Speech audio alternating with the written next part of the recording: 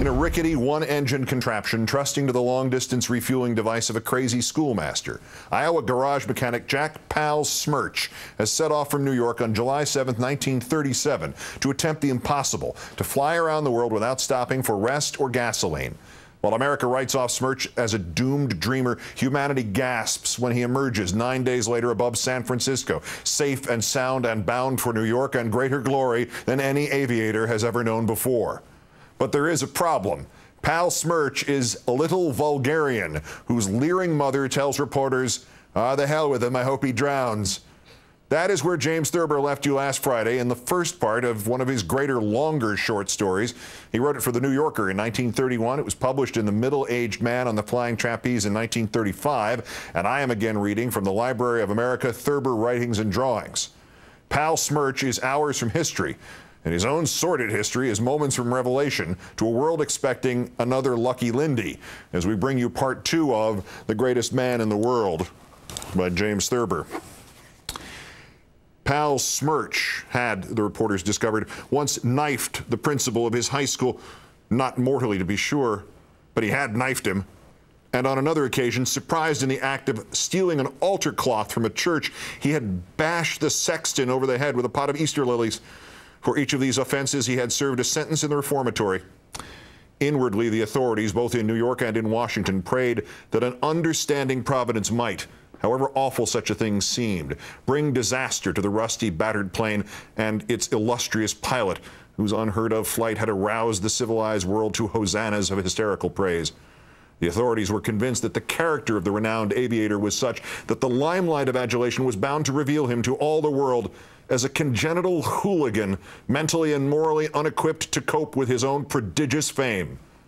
"I trust," said the Secretary of State at one of the many secret cabinet meetings called to consider the national dilemma, "I trust that his mother's prayer will be answered," by which he referred to Mrs. Emma Smirch's wish that her son might be drowned. It was, however, too late for that. Smirch had leaped the Atlantic and then the Pacific as if they were mill ponds. At 3 minutes after 2 o'clock on the afternoon of July 17, 1937, the garage boy brought his idiotic plane into Roosevelt Field for a perfect 3-point landing. It had, of course, been out of the question to arrange a modest little reception for the greatest flyer in the history of the world. He was received at Roosevelt Field with such elaborate and pretentious ceremonies as rocked the world. Fortunately, however, the worn and spent hero promptly swooned, had to be removed bodily from his plane, and was spirited from the field without having opened his mouth once. Thus, he did not jeopardize the dignity of his first reception, a reception illumined by the presence of the Secretaries of War and the Navy, Mayor Michael J. Moriarty of New York, the Premier of Canada, Governors Fanaman, Groves, McFeely, and Critchfield, and a brilliant array of European diplomats. Smirch did not, in fact, come to in time to take part in the gigantic hullabaloo arranged at City Hall for the next day. He was rushed to a secluded nursing home and confined in bed. It was 9 days before he was able to get up, or to be more exact, before he was permitted to get up. Meanwhile, the greatest minds in the country in solemn assembly had arranged a secret conference of city, state, and government officials, which Smirch was to attend for the purpose of being instructed in the ethics and behavior of heroism.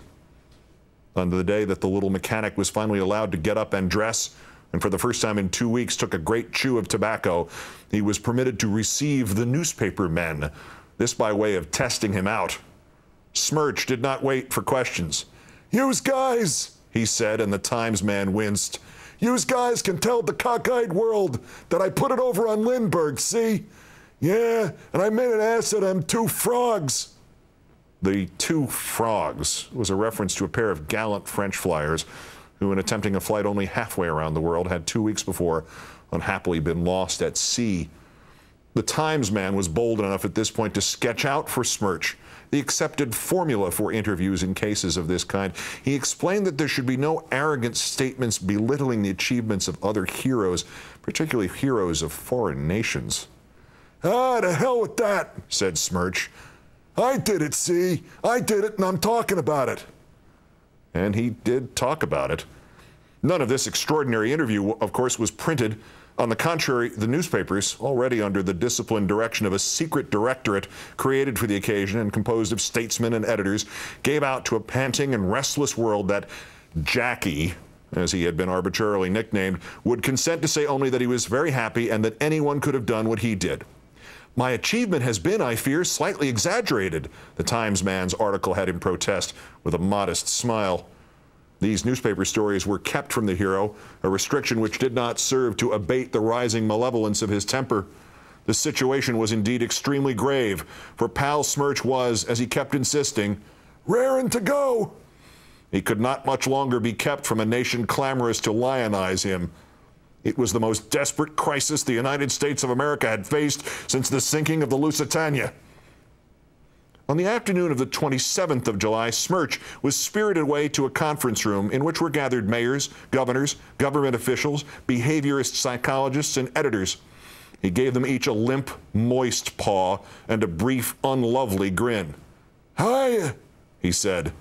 When Smirch was seated, the mayor of New York arose and with obvious pessimism attempted to explain what he must say and how he must act when presented to the world, ending his talk with a high tribute to the hero's courage and integrity.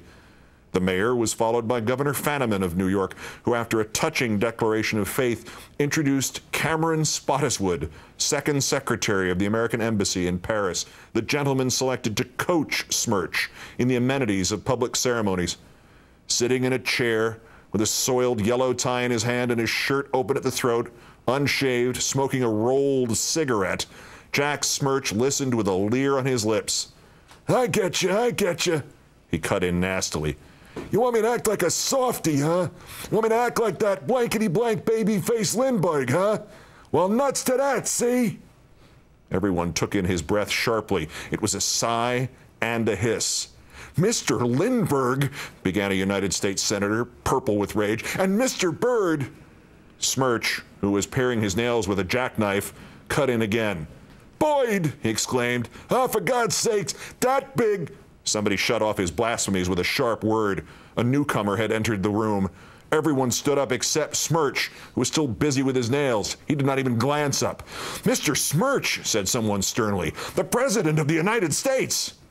It had been thought that the presence of the chief executive might have a chastening effect upon the young hero, and the former had been, thanks to the remarkable cooperation of the press, secretly brought to the obscure conference room. A great, painful silence fell. Smirch looked up and waved a hand at the president. How you coming? He asked. The Greatest Man in the World, Part 2 of 3, to be continued next week. That's September 3rd. It's the 2,682nd day since President Bush declared mission accomplished in Iraq, the 2,271st day since he declared victory in Afghanistan, and the 137th day of the Deepwater Horizon disaster in the Gulf. I'm Keith Olbermann. Good night and good luck.